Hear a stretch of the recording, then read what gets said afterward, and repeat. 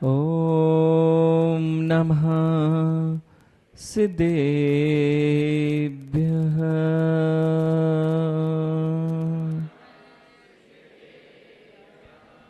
झाणगे दड्डकम में निम्मल सुविशुद्ध लद्ध सभावे णमयूण परम सिद्धे सुतच्च सारं पवोच्छामि णमो अर्हन्ताणं णमो सिद्धाणं णमो आयर्याणं णमो अजायाणं णमो लोये सवसाहोणम्। बोले देवादिदेव 1008 आदि तीर्थंकर प्रभु आदिनाथ भगवान की। देवादिदेव 1008 वासुपूज्य जनेन्द्र भगवान की। अनंत अनंत सिद्ध परमेष्टि भगवंतों की। परम पूज्य आचार्य भगवान कुंद कुंद देव की जय हो। परम पूज्य आचार्य भगवान समंत भद्र स्वामी की जय हो। परम पूज्य आचार्य भगवान देवसेन महामुनिराज की जय हो। परम पूज्य राष्ट्र गौरव गणाचार्य श्री 108 विराग सागर जी महामुनिराज की जय हो। संत श्रोमणी आचार्य भगवान विद्यासागर जी महामुनिराज की जय हो। परम पूज्य आचार्य भगवान अध्यात्म योगी चर्या श्रोमणी 108 विशुद्ध सागर जी महामुनिराज की द्वादशांग जिनवाणी माता की। बोलिए परम पूज्य मुनि श्री 108 समत्व सागर जी महाराज की। बोलिए परम पूज्य मुनि 108 श्री शील सागर जी महाराज की।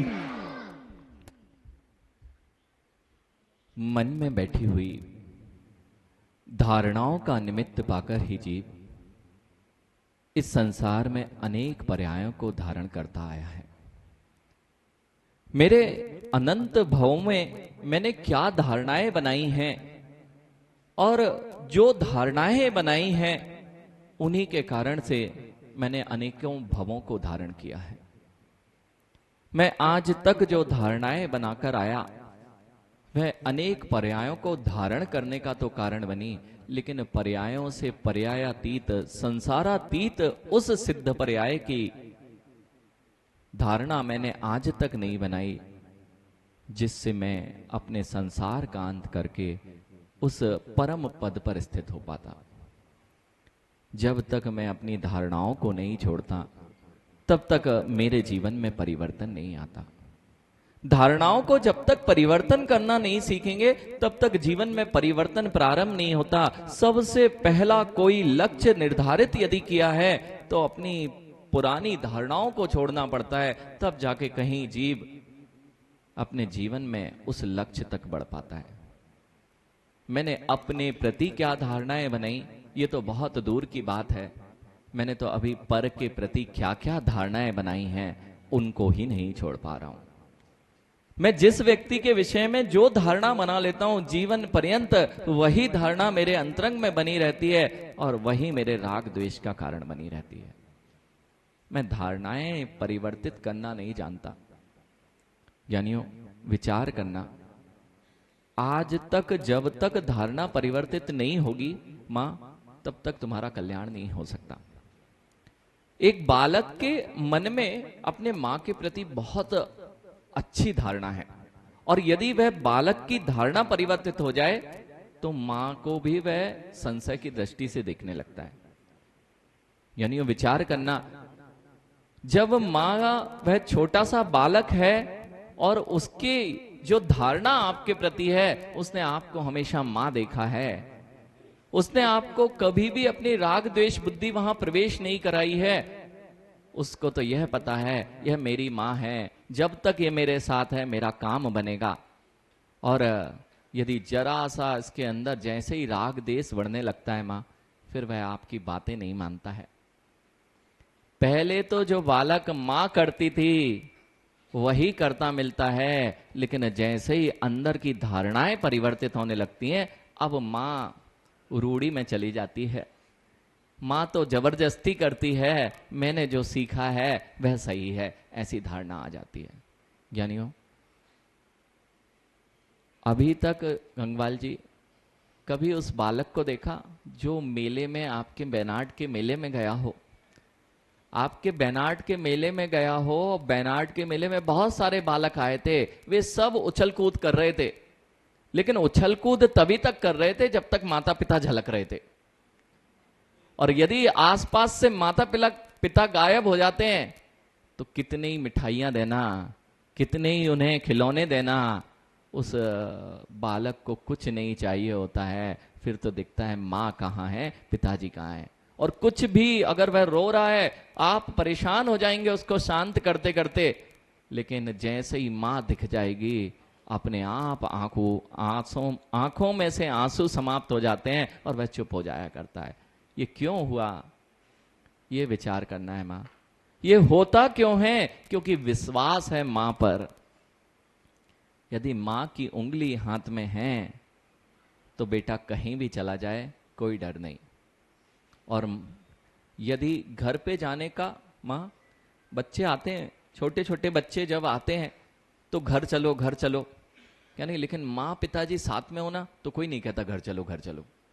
क्योंकि घर जिसे आपने मान बैठा है, घर जिसे आपने मान बैठा है, वह घर होता ही नहीं है। अब विचार कर लेना डॉक्टर अक्षय, घर घर जब तक ही है जब तक बड़ों का साया वहां पर है।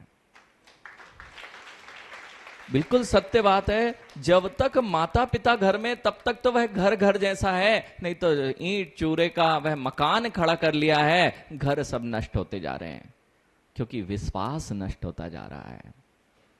यानी आपस का विश्वास नष्ट हो जाता है, आपस की धारणाएं बदलती जा रही हैं। अपने भाई के प्रति आपने जो कलुषित धारणाएं बनाना प्रारंभ कर दी हैं, इसलिए अपना ही भाई पराया दिखने लगा है। अपना ही भाई पराया दिखने क्यों लगता है? क्योंकि जिस भाई को मैंने अभी तक भाई देखा था, अब वह पराये भाई के जैसा दिखाई दे रहा है। विश्वास में कमी आई है, राग द्वेष में बढ़ोतरी हुई है, विश्वास में कमी आई है, मेरी इच्छाओं में, मेरी अभिलाषाओं में अथवा मेरे स्वार्थ में बढ़ोतरी हुई है, इसलिए भाई भाई के प्रति धारणाएं परिवर्तित हुई हैं।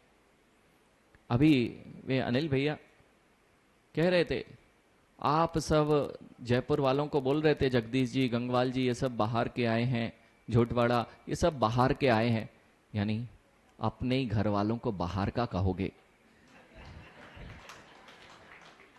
देखो परिवर्तित हो जाता है। जैसे ही मैं अपनी सीमाओं को संकुचित करता जाऊंगा, ये झोटवाड़ा वाले क्या नहीं कहें कि हम झोटवाड़ा वाले हैं, बस आपने अपनी सीमाओं को बहुत सीमित कर लिया है। अभी आप जहां पर बैठे हैं यदि अपने को संकुचित करते जाओगे तो फिर आप ही अलग खड़े मिलोगे।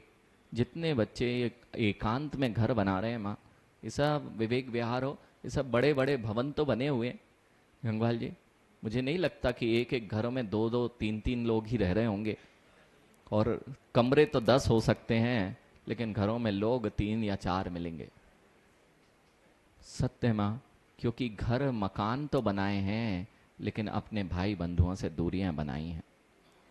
धारणाएं परिवर्तित हुई हैं, मेरे जीवन में धारणाएं परिवर्तित हुई हैं। और अभी मुझे जैसे मां के प्रति धारणा होती है, यदि मेरी जिनेंद्र भगवान के प्रति वैसी धारणा हो जाती तो मुझे देवसास गुरु के चरण शरण छोड़ने में कभी ऐसा नहीं लगता कि मैं कहीं और मिठाइयां मिल रही हों। अखिलेश, मिठाइयां मिल रही हों तो बालक कहीं भी भाग जाता है, लेकिन मां का आंचल नहीं छोड़ता है। लेकिन आप मिठाइयों के कारण यदि देव सास गुरु और जिनवाणी मां का आंचल छोड़ देते हैं तो अभी आप बच्चे से भी गए बीते हैं। जिनवाणी मां का आंचल तो नहीं छोड़ा ना मां? अब जिनवाणी मां का आंचल तो नहीं छोड़ा, लेकिन तर्क बुद्धि जरूर प्रवेश कर गई है। मनीष, तर्क बुद्धि जरूर प्रवेश कर गई है। वो बालक होता है, उसके लिए मां की आज्ञा बहुत श्रेष्ठ होती है। जो आज्ञा दे देती है, मां बोलती है ऐसा कर, तो वह बालक करता है, और मां जैसा करती है वैसा ही वह बालक करता है। लेकिन जब तर्क बुद्धि बढ़ती जाती है तब मां के से प्रश्न प्रारंभ हो जाते हैं, मां ऐसा क्यों? इसलिए जिन आगम में 2 प्रकार के, यानी जिन आगम में 2 प्रकार के शिष्य कहे गए हैं, एक तो है आज्ञा प्रधानी और दूसरे हैं परीक्षा प्रधानी। एक है आज्ञा प्रधानी, जो आज्ञा जिनेन्द्र भगवान ने कही है वह मुझे स्वीकार है, कोई प्रश्न चिन्ह नहीं। बस इतना कर लो ना मां, क्योंकि बुद्धि ज्यादा चलती नहीं अब। यानी आप जरूर ये सोच रहे हो कि आपकी बुद्धि और बच्चों की बुद्धि का विकास हुआ है। मुझे नहीं लगता है बुद्धि का विकास हुआ है, मुझे लगता है बुद्धि का ह्रास जरूर हुआ है। श्रेयांश, जिस ओर जाना चाहिए, एक तो सबसे पहले बुद्धि का भले ही आप विकास कहो, लेकिन भावनाओं का तो ह्रास नियत रूप से दिखाई दे रहा है। अच्छी भावनाओं का ह्रास, बुद्धि का विकास कितना ही होता जाए, और अंतरंग की भावनाओं का, शुभ भावनाओं का ह्रास होना, यही मेरे दुख का कारण है। यानियों, जितने सब श्रेष्ठी वर्ग बैठे हैं, आज विचार करना, कई बार मां आपके साथ जीवन में होता है, मन और मस्तिष्क में आप विसंवाद छिड़ जाता है। मन और मस्तिष्क में विसंवाद छिड़ जाता है। मैं निर्धारित नहीं कर पाता हूं करूं क्या, मस्तिष्क से काम लूं कि मन से काम लूं। मस्तिष्क अनेक प्रकार के तर्क उपस्थित करता है और मन सत्य का मार्ग बताता है। आप जब भी परेशान होंगे ना मां, नहीं कहते दिल और दिमाग में किसकी सुने, दिल तो ये कह रहा है और दिमाग कुछ और कहता है। ये उलझन ही है। हमेशा जितने लोग आज चिंताओं में, टेंशन में, वे ज्यादा बुद्धि लगाने लग गए, इसलिए टेंशन में।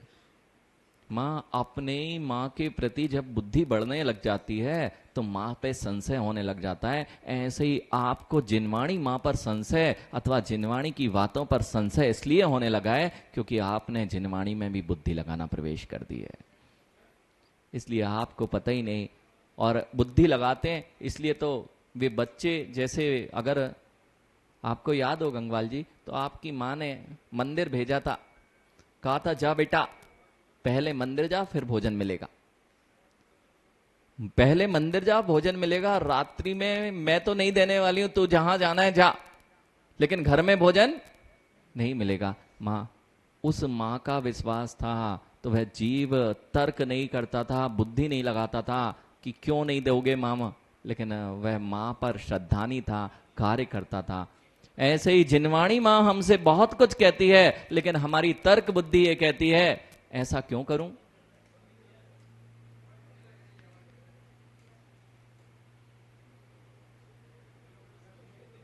यानी तर्क बुद्धि जितनी खरखराट है ना ज्ञानी अक्षय, वो सब बुद्धि की है।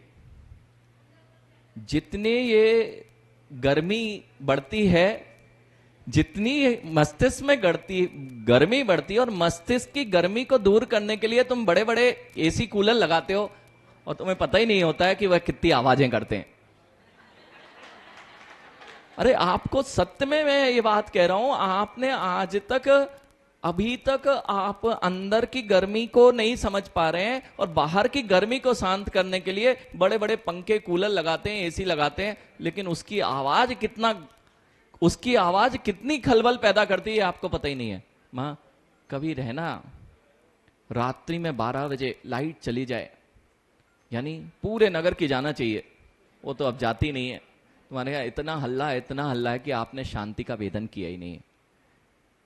मां, आपके नगर में क्या, आपके कक्ष में जो घड़ी लगी है ना, वो भी बहुत तेज आवाज करती है, लेकिन इतनी आवाजें हमारे कान में होने लगी हैं कि घड़ी की आवाज ही धूमिल हो गई है। घड़ी की आवाज जब धूमिल हो गई है ज्ञानी अखिलेश, इसलिए तो हमारे आसपास में राग द्वेष की आवाजें इतनी अधिक हो गई हैं कि अंतरंग में वह शुभ भावनाओं की ध्वनि आज तक मुझे सुनाई नहीं दे रही है। मैं बाहर से सब सुख सुविधाएं बना रहा हूं, इसलिए ज्ञानियों ये सब शहर वाले, जयपुर वाले ही अनिल भैया, ये कहां बाहर वाले हैं। अपना ही भाई यदि घर में आए और ये कहा जाए कि देखो भाई आ गया, अब भाई से भाई पना आपका रह गया है। जोटवाड़ा, आप ज्ञानी समझना, जोटवाड़ा ही नहीं दिखना चाहिए, विवेक विहार नहीं दिखना चाहिए, कीर्ति नगर नहीं दिखना चाहिए। जहां पर जब भी लड़ाई होगी ना ज्ञानियों, ये बैठे कौन कौन, अब एक तो सबसे पहले अगर कुछ ग्रहण करना हो तो पीछे से कभी पात्र लेके मत पहुंचना। अरे आगे मिल रहा है और तुम पीछे लाइन में खड़े हो, जैसे आदित्य तुम्हें आहार देना हो और तुम पीछे लिए खड़े हो, महाराज हमें आहार देने ही नहीं मिल रहा। अरे आगे आओगे तो आहार देने मिलेगा, कुछ नहीं तो खाली हाथ जाने मिलेगा। आहार नहीं दे पाया, ऐसे ही ज्ञानी यदि सभा हो और तुम मुनि राजों के पीछे बैठ के सुन रहे हो, तुम अपने पट्टे बंद करके आए हो, आगे कुछ मिलने वाला है नहीं, मस्तिष्क में लेने नहीं आए हो। देखो एक आपको दृष्टांत बताता हूं, रावण का एक दृष्टांत आता है। रावण बहुत विद्वान था, विद्वान सबसे श्रेष्ठ उस समय यदि कोई विद्वान था तो वह रावण था। और जब रावण का अंतिम समय आया और वह तीर लग के वह घायल हुआ, तब लक्ष्मण जी से रामचंद्र जी ने कहा कि जाओ लक्ष्मण, उससे कुछ सीख लेके आओ, रावण से कुछ सीख लेके आओ। क्योंकि जानते थे राम, जब वासनाएं सताती है ना, जब अहम सताता है ना, तो अच्छे से अच्छा व्यक्ति अपना विवेक खो बैठता है। जब जब आपके मस्तिष्क में कषायें सताएंगी तब विवेकहीन होते जाओगे। जब भी मान निर्णय लेते हो आप, कोई भी निर्णय कषाय में ले मत लेना, और जब भी कषाय में निर्णय लिया जाएगा पश्चाताप अवश्य होगा। कचायों में निर्णय लेने के बाद पश्चाताप होता है। वह लक्ष्मण, क्योंकि वह राम की आज्ञा में रहने वाले थे, यानी वे जाते हैं और रावण से पूछते हैं, हे रावण, यह जो भी हुआ वह तो सब श्रेष्ठ नहीं हुआ, जो होना था उसे कोई टाल नहीं सका, लेकिन मुझे राम मेरे भाई ने कहा है कि जाओ रावण से कुछ शिक्षा लेके आओ। रावण चुप रहा, अंतिम समय था, रावण चुप रहा और लक्ष्मण जी को उसने कुछ भी उपदेश नहीं दिया। तब लक्ष्मण जी, देखो लक्ष्मण का थोड़ा स्वभाव उग्र ही होता है। वह जैसे ही आते हैं कि आपने किसके पास भेजा, आपने किसके पास भेजा मुझे, उसने तो अंतिम समय चल रहा है फिर भी वह अपनी मान कषाय को लेकर बैठा हुआ है और मुझे कुछ नहीं बोला है, मुझे कुछ नहीं सिखाया है। रामचंद्र जी ने बोला, ऐसा हो नहीं सकता लक्ष्मण, ऐसा हो नहीं सकता। क्या कारण है कि लक्ष्मण को कुछ भी उपदेश नहीं दिया? रामचंद्र जी ने पूछा, तुम गए थे उससे विनय की थी? कहते हाँ की थी। रामचंद्र जी ने कहा, कहां खड़े थे? कहने उसके सिर पर खड़ा था। यानी यही तो सीख दी थी उसने, यदि तुम सिर पर खड़े होके मांगोगे तो तुम्हें कुछ नहीं मिलने वाला है। अपना पात्र भी भरना हो अक्षय, तो उल्टा पात्र लेके खड़े हो जाना नल के नीचे, कितनी देर बारिश हो और कितना पात्र भरेगा। ऐसे ही ज्ञानियों, जब भी गुरु के सामने आए तो गुरु से कुछ लेके जाना है तो अपने पात्र को खाली करके आना है। जब तक पात्र खाली नहीं होगा अच्छी चीज नहीं भरी जा सकती। मां, हम जब भी मन में किसी के प्रति धारणाएं बना लेते हैं तभी हमारे अंदर में शुभ विचार आना बंद हो जाते हैं। बस धारणाओं को परिवर्तित करना हो, 5 दिन में सारी धारणाएं परिवर्तित होती हैं। यानी वो 5 दिन में आप किसी के प्रति भी जिससे द्वेष है, जिसको अच्छा नहीं मानते, उन्हीं के प्रति आपको धारणाएं अलग प्रकार की बना रखी हैं। यानी अपनी धारणा को परिवर्तित करना हो तो एक यह जयपुर नगरी है, पाषाण से भगवान बनने की प्रक्रिया 5 दिन में होती है। मां, पाषाण से भगवान बनने की प्रक्रिया 5 दिन में होती है। जिस पाषाण पर पैर रखा जाता है वही पाषाण के पैर पड़ने के लिए तुम लालायत हो जाते हो। मात्र धारणाएं 5 दिन में परिवर्तित कर दी जाती हैं, इसलिए तुम्हारे अंदर में वह श्रद्धा भाव जग जाता है। जिस पाषाण को लेकर आते हैं ना खदान से, कोई नहीं देखता, ऐसे ही धूल में पड़ा होता है। वह मूर्ति भी बन के आ जाता है तब भी कोई नहीं देखता। जब मूर्ति बन के आ गया, रख गया है जिनालय में, तब भी कोई नहीं देखता ज्ञानी। लेकिन जब 5 दिन में वह मंत्रों की शक्ति, वह देवशास्त्र गुरु का सानिध्य, वह उस पाषाण को भगवान बना देता है। तो हे जयपुर निवासियों, देवशास्त्र गुरु के सानिध्य में तुम वर्षों से ले रहे हो, तुम तो चैतन्य धातु हो, तुम्हें कैसे भगवान नहीं बनना जा सकता। हाँ, इसलिए आनंद यही है, धारणा परिवर्तित करना हो ना, वही पाषाण जो वासुपूज्य भगवान बैठे हुए ना, जब पंचकल्याणक हुआ होगा, किसी ने यहां साक्षी होंगे अगर विवेक विहार वाले, तो वे जानते हैं महाराज जी जब आए थे ना तो कोई धोख नहीं दे रहा था, लेकिन यही भावनाएं परिवर्तित 5 दिन में, और 5 दिन बाद इन्हीं भगवान के अभिषेक करने के लिए पंक्ति लगती है। देखो अपना तो थोड़ा वासुभुज भगवान से राग ज्यादा है। हाँ, आप सोच रहे होंगे ऐसा क्यों कह रहे हैं महाराज जी, अपना काम 2 भगवान से ज्यादा थोड़ा सा संपर्क ज्यादा रहा, जिनके पास ज्यादा जाते रहे तो उनसे संपर्क ज्यादा रहता है, और आप लोग तो अब जाते ही नहीं हो, इसलिए संपर्क होता ही नहीं है, इसलिए काम बनते नहीं है। अपना काम तो सारा बना, किसी भी भगवान के पास जाओगे शक्ति है, लेकिन अपने से चंदा प्रभु भगवान का मंदिर हुआ करता था, उनके पास में अभिषेक पूजन अथवा जब भी प्रतिदिन मंदिर जाना, और दूसरा जब वासुपूज भगवान का जिनालय का निर्माण हो रहा था, तब वासुपूज भगवान का जिनालय का निर्माण और उसी समय अखंड ब्रह्मचर्य व्रत का धारण, तो वासुपूज भगवान से जरा, इसलिए यानियों अब देखना धारणा चेंज परिवर्तित करने में कितना दिन लगा। जिस धारणा से अखिलेश भैया अभी यहाँ विवेक विहार वाले बैठे हैं, बहुत सारे श्रेष्ठी वर्ग बैठे हैं, अभी इनकी धारणा महाराज जी को परीक्षा करने की है, ये कैसे आए हैं, अच्छे वाले हैं कि बुरे वाले हैं, ये हमारे पंथी वाले हैं कि दूसरे पंथी वाले हैं।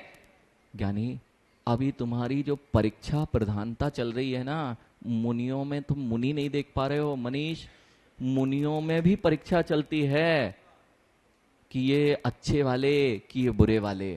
यानी इससे काम नहीं बनेगा। जहां पर देव सास गुरु पिछी कमंडल वाले मिल जाएं, वे सब मेरे लिए श्रद्धा के केंद्र हैं। बस अपना वे क्या कर रहे हैं उससे नहीं लेना देना, लेकिन मेरी बुद्धि जब उन पर भी परीक्षा प्रधानी बना देती है, इसलिए मां अगर वह बालक है और आप पर संशय करने लग जाए तो अब उसका जीवन सफल नहीं हो सकता। आज जितने बालक बालिकाएं हैं ये खुद का निर्णय स्वयं लेते हैं और माता पिता को सोचते हैं ये हमारा अहित चाहते हैं। ऐसा कौन सा जगत का माता पिता होगा जो अपने बच्चों का अहित चाहेगा? ज्ञानी गाडरवारा, कौन सा ऐसा बालक होगा जो अपने बच्चे का अहित चाहेगा? पालक कौन सा होगा जो अपने बच्चों का अहित चाहेगा? लेकिन बच्चों को लगता है ये जो निर्णय ले रहे हैं ये सही नहीं है, मेरी बुद्धि ज्यादा काम करती है, इनकी मस्तिष्क काम करता है, इसलिए श्रद्धा कम हो जाती है। इसलिए आपके जीवन में भी जो गुरुओं के प्रति श्रद्धा कम हो रही है उसका कारण है आपने मन से काम लेना बंद कर दिया है और आपने मस्तिष्क का प्रयोग करना ज्यादा प्रारंभ कर दिया है। जब जब ज्ञानी निर्णय लेना हो या तो 2 काम हो सकते हैं। मैंने कहा परीक्षा प्रधानी है और एक आज्ञा प्रधानी है। जब कुछ ना समझ में आए मां कौन किसकी सुने, मन की सुने या मस्तिष्क की सुने, इस बात की विचारधारा ना बने तो गुरु चरणों में पहुंच जाओ। मनीष, जब भी मन और मस्तिष्क में विचारधाराओं में विसंवाद होने लग जाए और निर्णय लेने की सामर्थ्य आपके पास ना हो, बस आदित्य गुरु के ऊपर छोड़ दो, आप जो निर्णय लोगे वो मुझे स्वीकार होगा, तुम्हारा काम बन जाएगा। और जब गुरु ना हो मां तब क्या करना है? गुरु ना हो तो क्या करना है? कभी भी मस्तिष्क को नहीं सुनना, कभी भी मस्तिष्क की मत सुनना। और यदि मस्तिष्क की नहीं सुनोगे तो मन हमेशा सत्य बताता है, मन सही रास्ता बताता है और मस्तिष्क उसमें वितर्क करके कुतर्क करके उसको भटकाने का काम करता है। आज के युवा भले ही ये कहते हैं कि हमारा मन ये कर रहा है ये पब क्लब में, यानी वो मन नहीं करता है। मन तो हमेशा अच्छा बोलता है, मन तो वहां जाने पर करता है कि मैंने गलत काम किया है। जब भी आप बुरी आदतों में जाएंगे तब मन नहीं ले जाता है, मन तो बताता है ये बुरा है यह अच्छा है। और जिनके पास मन नहीं होता है, 1 इंद्री से 4 इंद्री असंगी पंचेंद्री तक, उनके पास ये निर्णय लेने की क्षमता नहीं होती क्या सही है क्या गलत है। उनके पास बुद्धि होती है, ध्यान रखना, वो 3 इंद्रिय जीव चींटी के पास भी बुद्धि है, भोजन के लिए दौड़ रही है, बुद्धि है, लेकिन मन नहीं है कि क्या खाना क्या नहीं खाना। जैसे आपको मन मिला उनको मन नहीं मिला तो वह निर्णय नहीं कर पाता, लेकिन आपको मन मिला फिर भी आप गलत निर्णय करते हो। और जैसे चींटी को भक्ष अभक्ष का विवेक नहीं है, वैसे ही तुम भी भक्ष अभक्ष का विवेक खो बैठे हो। तुमने अभी मस्तिष्क में अपना ज्यादा प्रयोग प्रारंभ कर दिया है, मन का प्रयोग बंद कर दिया है। गुरु मिलने पर भी, श्रेष्ठता मिलने पर भी, सारे लोग यहां जितने लोग बैठे हैं वे जानते हैं देवशास्त्र गुरु की चरण ही इस जगत में सबसे श्रेष्ठ है, फिर भी वे अनेक चरणों को ढूंढते हैं। जिनवाणी मां की आंचल को छोड़कर अनेक स्थानों पर भटकते हैं, उसका मूल कारण है तुम्हारे अंदर में मस्तिष्क की ज्यादा प्रवेश, तर्क को ज्यादा प्रवेश दे देना और मन की ना सुन पाना। मां जितना भटकाव है, जितने लोग यहां बैठे हुए हैं, यदि भटकाव होगा बेटा हर्षित, तो तर्क बुद्धि जब ज्यादा प्रवेश कर जाएगी तब आपको भटकाव होना प्रारंभ होगा। आज आचार्य भगवान इस ग्रंथ में आपको यही कह रहे हैं, यानी जिन दर्शन की महिमा है, आज्ञा प्रधानी शिष्य है तो तर्क प्रधानी भी है। पहले आज्ञा को स्वीकार कर लो, उससे भी काम बन जाएगा, क्योंकि बुद्धि चल नहीं रही। बुद्धि चले तो तर्क लगे, अब बुद्धि नहीं चलती, उनके लिए तो कहा आज्ञा प्रदानी। लेकिन आज के बच्चे मानते नहीं है, वे तो कहते हैं कि ऐसा क्यों, ऐसा क्यों। बिल्कुल सही है, तब भी तर्क की कसौटी पर कसो, तब भी जैन धर्म वैसा ही खरा उतरेगा जैसा कि वहां पर वर्णित है। इसलिए आज आचार्य भगवान जब भी आपको तर्क प्रधानी न्याय शास्त्रों का वर्णन किया गया, न्याय के ग्रंथों की रचना की गई, वह इसलिए ही की गई मां कि हम अपनी धारणाओं को परिवर्तित कर सकें। अभी अभी बात की थी, धारणाएं 5 दिन में परिवर्तित हुई कि नहीं? ऐसे ही ज्ञानियों, अभी अपने पराये का अगर धारणा बदलनी हो, या किसी के प्रति आपके अंतरंग में द्वेष भावनाएं बैठी हो, किसी के प्रति आपको लगता हो ये अच्छे नहीं है, मात्र 5 दिन दो और अपने मन से कहो नहीं, यह व्यक्ति ऐसा नहीं है, मैंने अपनी ही धारणा बनाई हुई है, अपनी धारणा परिवर्तित कर दो, अभी वही व्यक्ति तुम्हारा सबसे अच्छा मित्र बन जाएगा। यही विद्याएं सिखाई जा रही है, यही विद्या सिखाई जा रही है। और दूसरे पर धारणा बनाई है, अभी तो अपने अंदर की धारणा का पता ही नहीं है। मैंने अपने आप को ये शरीर मान बैठा हूं, मैं शरीर हूं इसलिए इसकी रक्षा करता हूं, मैंने अपनी धारणा अपने प्रति गलत बना रखी है। आज आचार्य भगवान यही कह रहे हैं, अपनी धारणा को अपनी तर्क बुद्धि से सुधारिए। मैं कौन हूं इसकी धारणा गलत बना रखी है, अब तुम्हारे जीवन में अच्छा होना क्या है? मैं कौन हूं यही नहीं पता, सारे बच्चे भाग रहे हैं। वे भाग क्यों रहे हैं? क्योंकि जो कुछ है इस जीवन में है, बच्चे क्या, यहां बैठे वाले सबके भी यही धारणा होगी, खाओ पियो ऐश करो, और मरण के बाद किसने देखा संसार? यह बुद्धि अगर है तो तुम अभी अपने आप से भी परिचित नहीं हो, और उसे परिचित होना है तो आचार्य भगवान कह रहे हैं, जय कुणई कोवि भेयम पाणी दुद्धाणम तक जो एण राणी भी तहा भेयम करे वर झाण जो एण। ये योगीराज करते क्या हैं ज्ञानी? अभी तक कल, झूठ बड़ा ज्ञानी, कल दूध और पानी मिला देखा था, अब तुम दूध और पानी को एक में करते ही देखते रहो तो दूध का स्वाद कब आएगा? दूध और पानी मिला हुआ है, मां हमेशा से मिला है, लेकिन आपने दूध और पानी को एक में करके पानी को ही दूध मान लिया। अब तो यही हो रहा है, पानी में वो पाउडर घोल देते हैं बच्चों के लिए, वो कहते हैं दूध, यानी दूध है कि पानी है? केवल वर्ण धवल कर देने से दूध नहीं हो जाता। ऐसे ही मां मेरे जीवन में अनेक अनेक क्या अनंत भवों से ये दूध पानी के समय चेतन और अचेतन द्रव्य एक साथ मिले हुए हैं। जब मेरी बुद्धि तर्क के साथ ये कहती है कि यहां तो यही जीवन है और इसके बाद किसको पता है, तो अभी तुमने चेतन और अचेतन में भेद नहीं किया है। आचार्य भगवान कह रहे हैं, पवन भैया कभी वो मूर्तिकारों को देखा जयपुर के, यहां बहुत सारे लोग बैठे हैं, सबने देखा होगा, नहीं तो हमारे साथ चलना पैदल, आपकी गाड़ियों में नहीं दिखता हो तो हम सब दिखा देंगे। हाँ, गाड़ियों में उतरे और एसी चालू किया और आपको कुछ दिखता ही नहीं है। इसलिए मां अपना पुण्य मानना, ये गाड़ियों में घूमने का सौभाग्य क्यों मिला है? ये जिन दर्शन पाया है महापुण्य मिला है, यदि उसे ही खो दिया। अभी नहीं आ रही महिमा, अभी महिमा नहीं आ रही, यानी जिस दिन महिमा आ जाएगी उस दिन पता चलेगा कि मेरे हाथ में कितना अमूल्य निधि आ गई है, अमूल्य निधि आ गई है। अब यहां पर वो नीर और चीर को अलग करना, ऐसे ही जब हम अचेतन और चेतन को एक मान के मात्र भोगों की तरफ आकर्षित होते हैं, तब हम धर्म से दूर हो जाते हैं, क्योंकि मैं अपने चेतन का भला नहीं चाहता हूं मात्र सुख सुविधाओं के रूप में, मैं मात्र अपनी जड़ काया का भला चाहता हूं। आज आचार्य भगवान कह रहे हैं, पत्थर तोड़ते देखे ना ज्ञानियों, पत्थर तोड़ते किसने देखे? मूर्ति देखी? मूर्ति पर वो जो शिल्पकार है कहीं भी हथौड़े मारे चलेगा ना? हाँ, देखे नहीं है इसलिए चलेगा बोल रहे हैं लोग। अरे हथौड़े मारे क्यों, पत्थर ही तो तोड़ना है। अगर एक चट्टान को तोड़ना है ज्ञानियों, चट्टान को तोड़ना है अनिल भैया, तो चट्टान रखी है और हथौड़े मारना प्रारंभ किए, चट्टान टूटेगी कि नहीं? अरे अंतिम जब हथौड़ा मारा गया तब चट्टान टूटी ना अखिलेश भैया? अंतिम हथौड़े से टूटी ना? यानी अंतिम हथौड़े से टूटी ना, यानी प्रथम हथौड़े ने चोट की थी, और प्रथम हथौड़ा यदि चोट नहीं करता तो अंतिम हथौड़ा कुछ नहीं कर पाता। लेकिन ज्ञानी अक्षय हथौड़े तो मारे जा रहे थे, लेकिन यदि मूर्तिकार भी ऐसे ही अंधाधुंध हथौड़े मारे तो मूर्ति बन जाएगी ना? तो क्या करना पड़ता है? मूर्ति गढ़ने के लिए अंधाधुंध हथौड़े नहीं माने जाते हैं, ध्यान की एकाग्रता चाहिए, और ध्यान नहीं होगा तो भी मूर्ति नहीं बनेगी।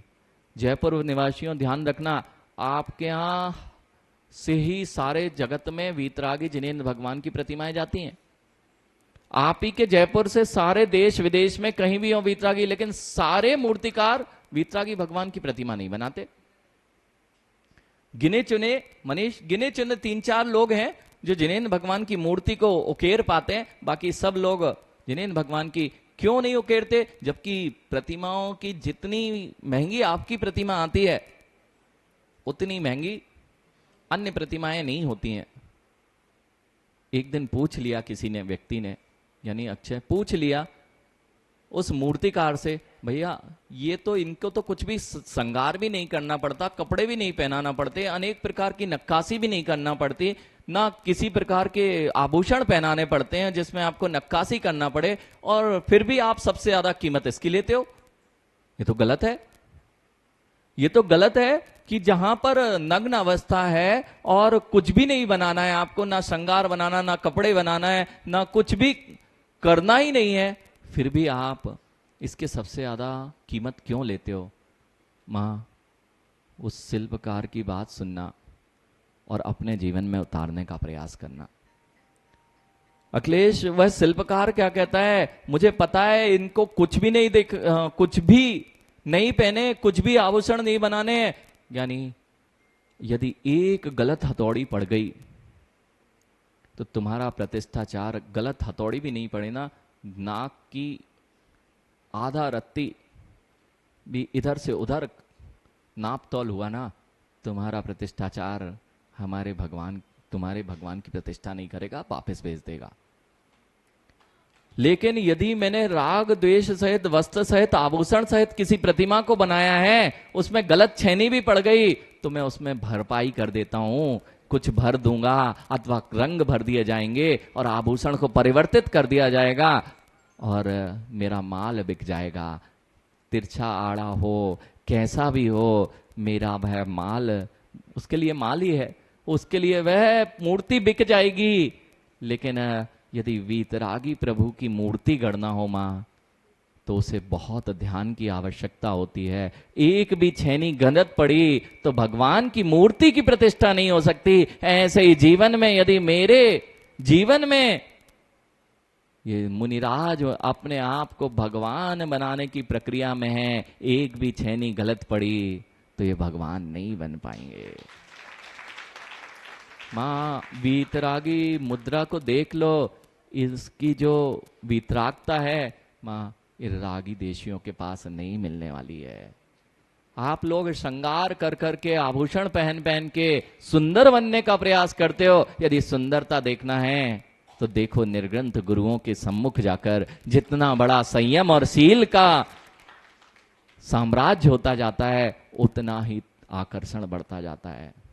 मां देख लो, कभी नहीं देखा हो ज्ञानियों तो आचार्य विद्यासागर जी महामुनिराज का वह चेहरा याद कर लिया करो। वह पूर्णिमा का चांद तो फीका था, उनकी अंतिम जब वृद्ध अवस्था में भी ऐसे चमकते थे। आज शरद पूर्णिमा का दिन है, यानी आज आपको पता ही नहीं है, आज 3 चंद्रमा निकले थे।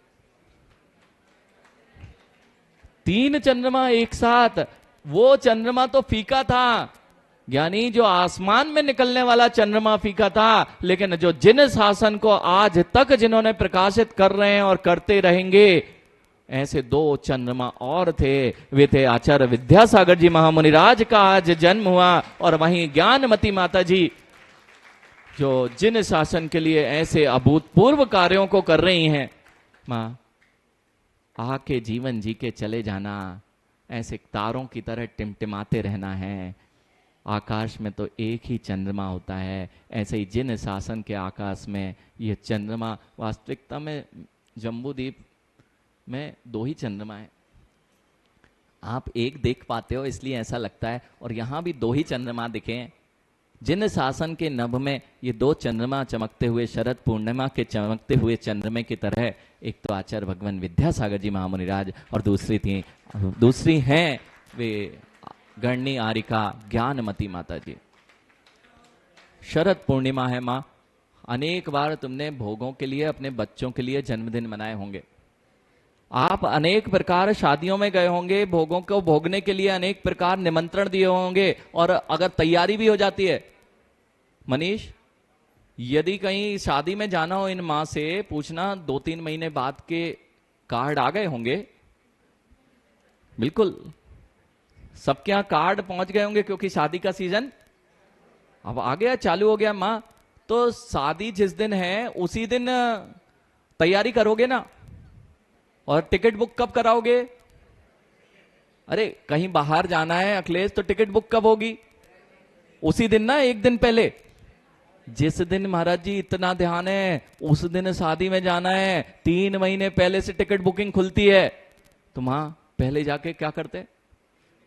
टिकट बुकिंग, और साड़ी कौन सी पहननी है, फॉल कौन सी लगनी है, वो तैयारी है या नहीं। 5 दिन है तो 5 दिन कैसा कैसा रहेंगे, वैसी तैयारी करोगे। ज्ञानी शादी में जाने की जितनी तैयारी करोगे, उतने पाप कर्म का अर्जन करोगे।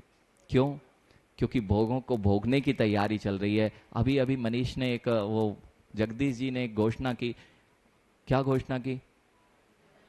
विधान कल्पद्रुम महामंडल विधान की योजना बन रही है। अच्छा, बन रही होगी, अपन देख लेंगे, पहुंच जाएंगे एक आध दिन। मां अब भावों को देखना, भोगों को भोगने की तैयारी 3 महीने पहले से, और जिनेंद्र भगवान की भक्ति की तैयारी उस दिन भी ना जा पाए। अरे चले जाएंगे उस तरफ, कीर्ति नगर गए तो समोसरण तो लगता ही रहता है, कभी चले जाएंगे। मां जिनको समोसरण में बैठना हो, साक्षात जिनेंद्र भगवान के अक्षय समोसरण में बैठना हो, वे वही लोग बैठ पाएंगे जो जहां समोसरण लगे वहां अपनी भक्ति करने जा पाएंगे। वे ही जाके कभी समोसरण में बैठ पाएंगे।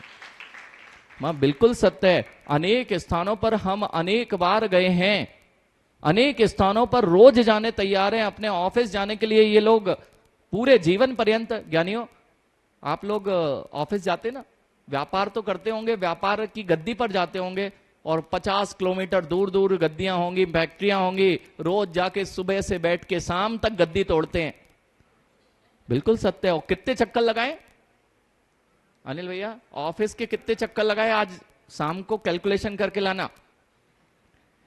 आपका घर और आपका ऑफिस कितने चक्कर लगा लिए?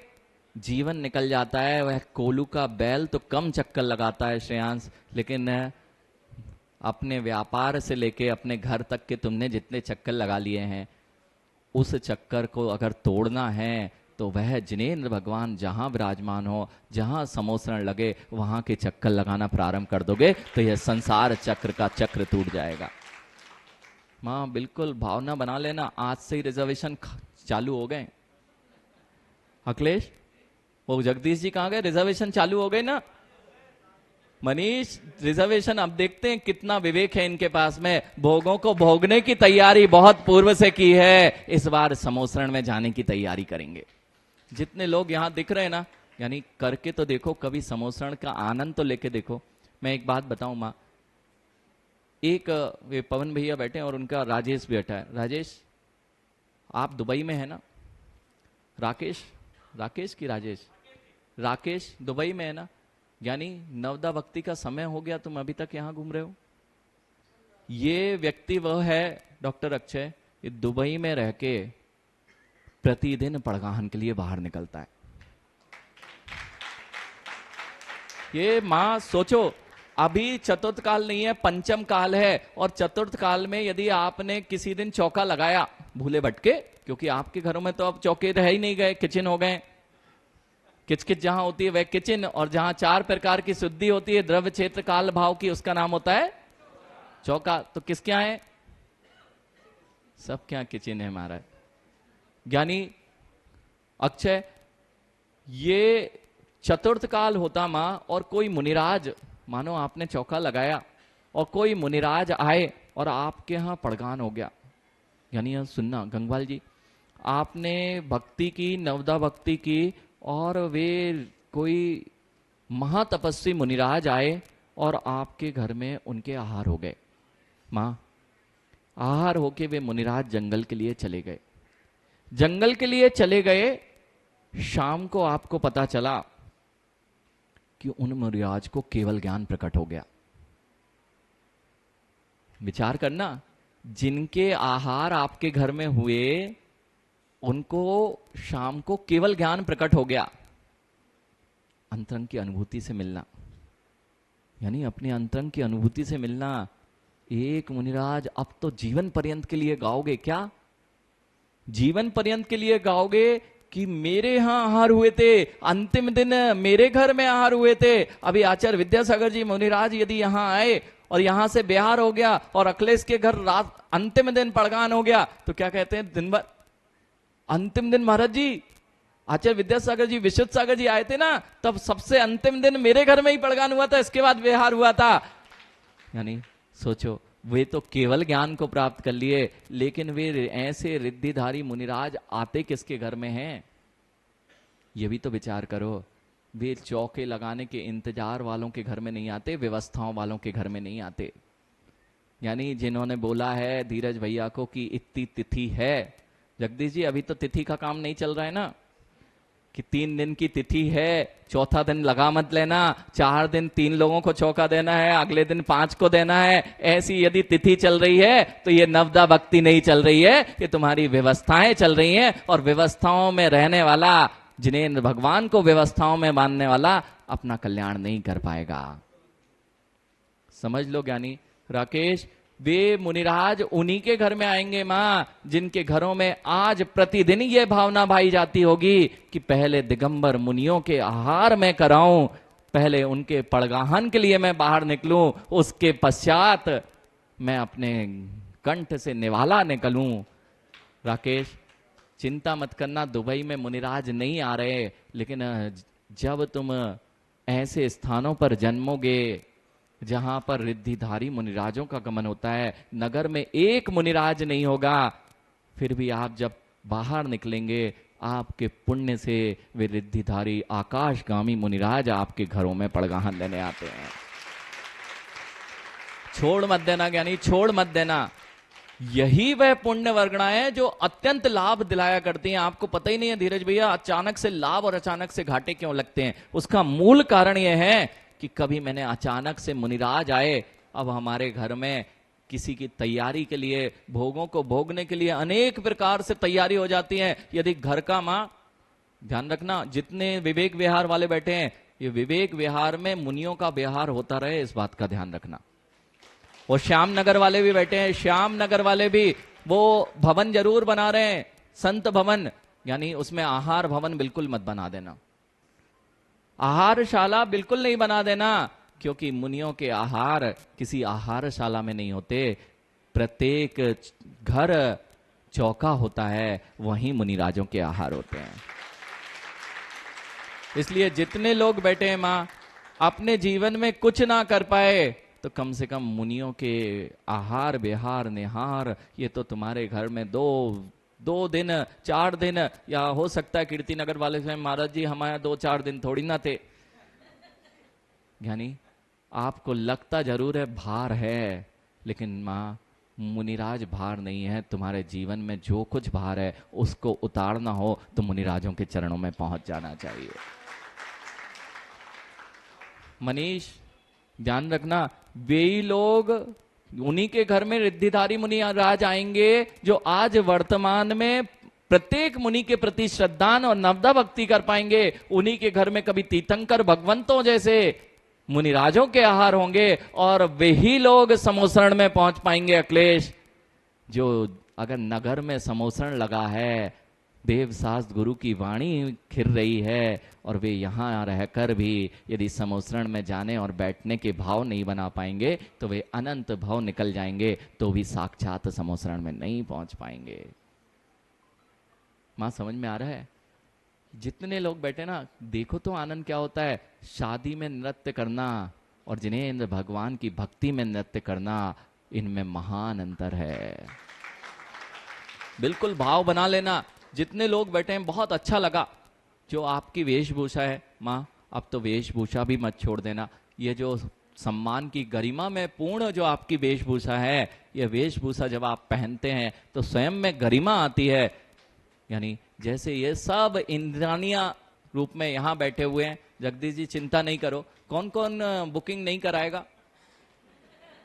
अरे हाथ तो खड़े कर दो, कौन कौन, क्योंकि दूरी है, इनके पास गाड़ियां नहीं है, सब पैदल चलने वाले हैं विवेक विहार में, तो आपका कीर्ति नगर बहुत दूर है। मां मन बना लो, कीर्ति नगर वाले बुकिंग पहले प्रारंभ करें, उससे पहले विवेक विहार के जितना महिला मंडल है आज से ही, चाहे महिला मंडल ज्ञानी केवल यहाँ के नहीं, जितने जौहरी बाजार वाले बच्चे बैठे हैं, बेटा अनेक बार रिजर्वेशन की टिकट बुकिंग कराई हैं, अनेक बार भोगों के लिए, भोगने के लिए छुट्टियां मनाई हैं, व्यापार को बंद रखा है। माँ इस बार आनंद लेके देखना कि कैसा होता है वह समोसरण, और कैसी होती है साक्षात जिनेंद्र भगवान की वह देशना जब समोसरण से वह, और कैसा होता है जिनेंद्र भगवान का वैभव। जगदीश भैया, ये जो कल्पद्रुम विधान है, ये छोटा मोटा विधान नहीं है मां। चक्रवर्ती सम्राट अपना संपूर्ण वैभव लेकर आदिनाथ भगवान के चरणों में पहुंचा था। मां जितना वैभव चाहिए था वह वैभव उसके पास था, लेकिन फिर भी कुछ कमी थी, वह था जिनेंद्र भगवान का पादमूल। इसलिए भरत चक्रवर्ती वह जिनेंद्र भगवान के पादमूल में, हर चक्रवर्ती जाके ऐसे जिनेंद्र भगवानों के पादमूल में जाके वह महाअनुष्ठान और महाविधान किया करता है। देखना, इसलिए मैंने कहा जगदीश जी लगना चाहिए चक्रवर्ती का महाअनुष्ठान चल रहा है। मनुष्यों का आप अनुष्ठान करेंगे तो भिन्न विषय है गंगवाल जी, लेकिन चक्रवर्ती किस वैभव के साथ में जिनेंद्र भगवान की भक्ति करता है, यह हमें दिखाई देना चाहिए।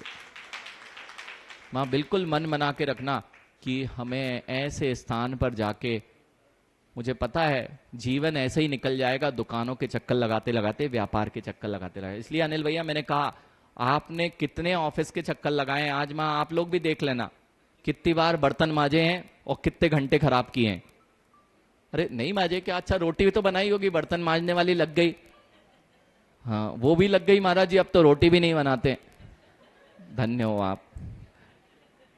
अगर रोटी बनाई है और रोटी बनाने का आज आपको घंटे निकाल के लाना है कि सुबह से लेके और अभी तक मैंने कितने भोगियों को भोग लगाने के लिए रोटी बनाई है, क्या उतने घंटे में जिनेंद्र भगवान की भक्ति में भी नहीं दे पाया हूं।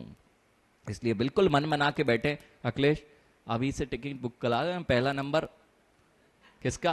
गंगवाल जी, धीरज भैया, दूर तो नहीं है झोटवाड़ा, पराए तो नहीं हो कीर्ति नगर से? हाँ जिनको अनिल भैया पराया लग रहा हो, जिनेंद्र भगवान का समोसरण पराये लग रहे हो दिगंबर मुनि, क्योंकि ये कीर्ति नगर में चतुर्मास कर रहे हैं, वे कभी मत आना। और जिनको देव सास गुरु, जब भी लड़ाई होगी, एक छोटी सी बात करके, आपका समय बहुत अधिक हो गया, एक छोटी सी बात करके, युवाओं जितने भाई होते हैं ना, अगर किसी के 4-5 भाई हैं क्या? कौन है? कोई है 4-5 भाई वाला? भैया पीछे ही वाले बचे, आगे वाले तो सब वो भैया बैठे। भैया कितने भाई हो? 5 भाई हो, 5 के कितने बेटे हैं? 5 के बेटे होंगे ना, 8 भाई 8 बच्चे हैं। जब भी 8 बच्चे, आपके कितने हैं? 2 बेटे हैं। यदि आपके भाई के बेटे और आपके 2 बेटे, जब भी आपके भाई के बेटों में और आपके बेटों में संवाद होगा तो आपको नाम को लेकर होगा। आप और चाचा ताऊ के बेटे जो हैं उनमें विसंवाद होगा तो किसको लेके होगा? ये मेरे पिताजी हैं, ये मेरे पिताजी हैं, ये मेरे चाचा हैं, इसलिए ये मेरे पिताजी नहीं हैं। ऐसा विसंवाद कब होगा? आपके बेटों में और आपके भाइयों के बेटों में, जब वे आपको देखेंगे। जब भी वे विसंवाद करें तो उनसे मिल लेना और एक कान में कहना, बेटा क्यों विसंवाद करते हो कि तुम मेरे बेटे हो और वह मेरे भाई का बेटा है, दादा कितने हैं? उनसे कहना दादा कितने हैं। जैसे ही वे दादा पे आएंगे, यानी जैसे ही दादा पे मिलेंगे, क्या होगा? सारे विसंवाद। कहना तुम्हारे पिताजी अलग हो सकते हैं, मेरे पिताजी अलग हो सकते हैं, लेकिन दादाजी अलग अलग हैं क्या? दादाजी एक हैं। यानी ऐसे ही चाहे झोटवाड़ा समाज हो, चाहे जयपुर समाज हो, चाहे कीर्तिनगर समाज हो, देवसास गुरु कितने हैं? अलग अलग दिखेंगे। तो मंदिर मंदिर के कार्यक्रम दिखेंगे, हम बट्टे मिलेंगे। यानी 5 संभाग। मनीष, 5 संभाग जैन दर्शन के बिल्कुल नहीं करो संभाग, ये जैन दर्शन तो बोल रहा है, यानी अलग अलग नहीं होना है। जब भी तुम्हारे अंदर में विसंवाद हो, ये हमारे गुरु नहीं है।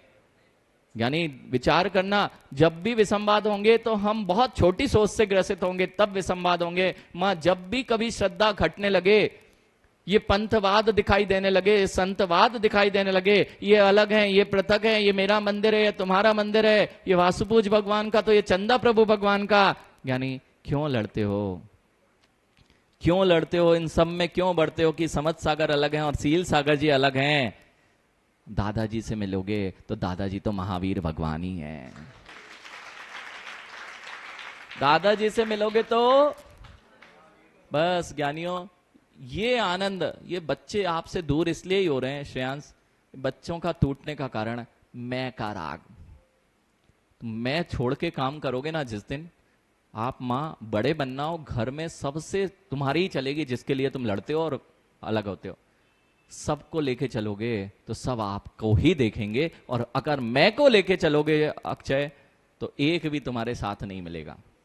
जगदीश जी, पुनः पुनः बार बार मैं हर बार यह बात आपसे और पूरे समाज से कहता हूं, मनीष, मैं नहीं, जब हम की भावना आती है तभी यह जिन शासन का ध्वज आगे इसी तरह बढ़ता जाता है। और जहां मैं किया, बकरी बनने के संस्कार डाल रहे क्या? हाँ, बकरी करती है मैं, यानी बिल्कुल मैं की भावनाओं से परे होकर प्राणी मात्र के प्रति जिन्होंने सद्भाव रखना सिखाया हो, संभाव रखना सिखाया हो, ऐसे महावीर भगवान के शासन में आकर हाँ मैं करना है ना, तो ये गाथा कह रही है, मैं कौन हूं इसको पहचानो और यह जड़ वस्तु को अलग करो। छेनी लगाओ, छेनी से मूर्ति पाओ, और बिना छेनी के हथौड़े मारते रहोगे तो भेद विज्ञान की छेनी इसलिए लगाई जाती है, चेतन और अचेतन अलग है, और अचेतन अलग हुआ, चैतन्य धातु फिर भगवान बन के निकलती है। ये गाथा ये कह रही है। अब मां समझ में आ गया? क्या समझ में आ गया? मां समझ में आ रहा है? इतना तो समझ में आ रहा है कि कुछ समझ में नहीं आ रहा है। कम से कम यही समझ में आ जाए कि कुछ समझ में, तो भी कल्याण हो जाएगा। हम अपने आप को समझदार बोलते थे, यानी झोटवाड़ा, हम अपने आप को समझदार बोलते थे। यदि महाराज जी के कठिन प्रवचन समझ में नहीं आए तो समझ लेना अभी बहुत समझने की जरूरत है। अभी तो इतना समझ में आ जाए, मां इतना ही समझ में आ जाए कि कुछ समझ में, तो भी कल्याण हो जाएगा। बोलो महावीर भगवान की। बोले परम पूज्य मुनि 108 श्री समत्व सागर जी महाराज की। बोले परम पूज्य मुनि 108 श्री शील सागर जी महाराज की। और चलते हैं सीधे जिनवाणी माँ के चरणों में।